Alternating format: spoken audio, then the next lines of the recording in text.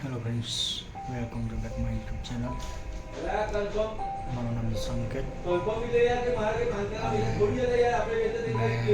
ખાસ કરીને ગુજરાતી બ્લોગ બનાવું છું, એ પણ ડેલી.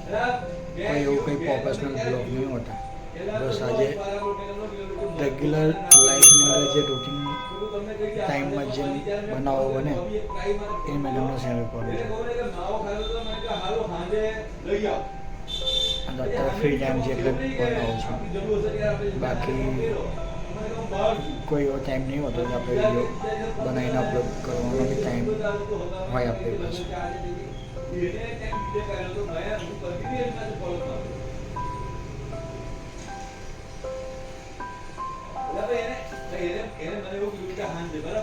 શું કરું, બધા મજામાં? ફિલહાલ તો વાત ચર્ચા એવી કરી આજે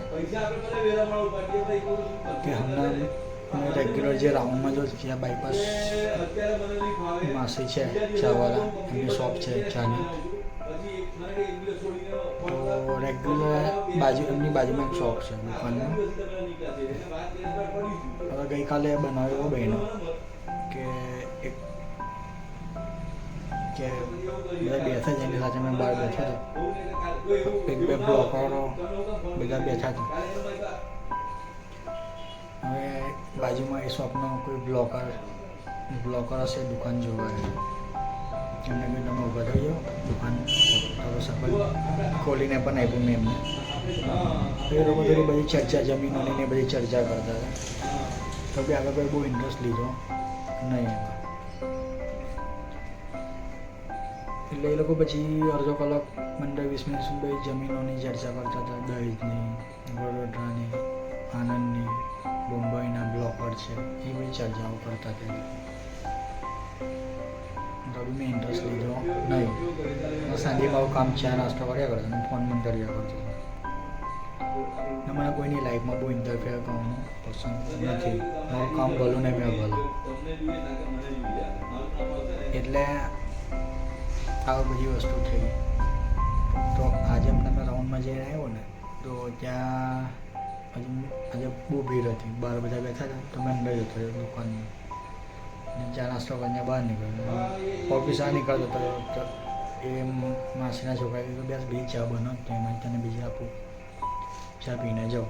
હા, તમે બહાર બેઠો એટલામાં ચા પીધી હતી હશે, અને મેં હજી ખુરશી લઈને ઊભો થયો એટલામાં એ બ્લોકર આવ્યું. જે દુકાનનો ઓનર હશે એને એ મોકલો હશે, અને એને આજે દુકાન માલિક આવ્યું.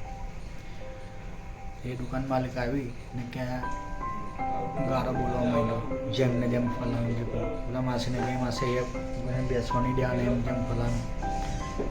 મારી દુકાન પાસે બેસે એટલે મારી દુકાનને એવું કે આ દુકાન ભાડેથી ના લેવાની, દુકાનમાં મજા નથી આવવું, એટલે બધું કહેવા માંડ્યું. એટલે એ ભાઈની વાત બી ખોટી ના હતી કે આજે એની દુકાન પર બે ભાઈની દુકાન બંધ પડી રહી. કોઈ ગ્રાહક આવે તો લોકો આવું કે એ યોગ્ય નથી, એટલે ભાઈ એની જગ્યા પર બરાબર.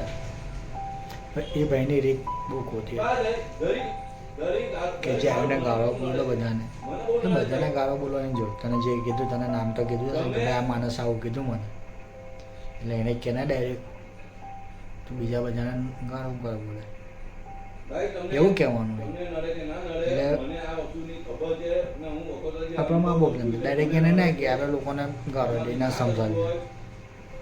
એની કરતાં મેં તરીકે જે તને જે ભાઈએ કીધું એ ભાઈને તું કહે કે ચા ભાઈ તને નામ તો આપ્યું છે ને કે આ ભાઈએ કીધું, એને જઈને ડાયરેક્ટ કહે ને કે ભાઈ આ વસ્તુ કેમ તો આવું કંઈ જ બધાને, તો વસ્તુ યોગ્ય લાગે.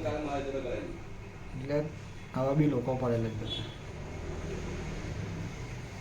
જય માતા, જય શ્રી કૃષ્ણ, જય શ્રી રાધે.